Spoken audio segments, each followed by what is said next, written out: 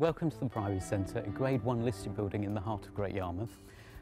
Originally it was a refectory as part of the monastery that stood on this site, and then in the Reformation it moved into a number of different uses, which included bringing a home for Oliver Cromwell's horses, and then from early in this century it became the home to Great Yarmouth Community Trust.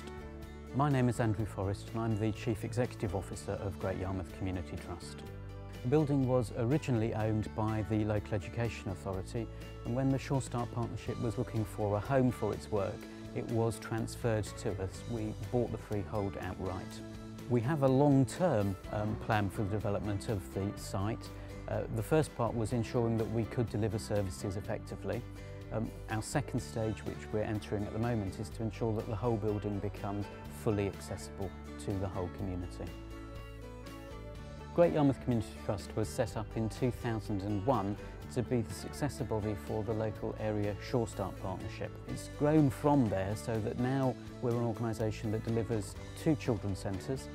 We have adult learning, work with people who are over 50, and we run 3 social enterprises. I guess the struggle that most organisations face that are in a similar situation to us is securing funding. The local authority have been our biggest supporter as a Sure Start programme and then moving into children's centres, and having that to underwrite the work of the Trust as it's developed on the site has been absolutely critical, because in the early years we would have operated with a significant deficit without that. We've had to obtain permission from people like English Heritage who've needed to give listed building consent to do the alterations. We've had to try to minimise the foundation design to avoid too much digging and disturbing of the ground. We've learned a lot of lessons as we've been along the journey since 2001. I would say the most important one is about really building strong relationships with officers in your local authority, because they are the ones who can make things happen for you. If there was one tip I wanted to give to people who were thinking of asset transfer, it would be don't be afraid of taking risks. If you don't, you probably won't start at all.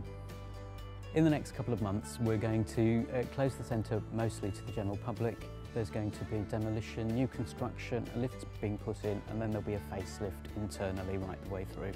The building works we're having this summer will mean that the building becomes fully accessible to the community. It will enable us to work much more effectively with those beneficiaries who have access issues.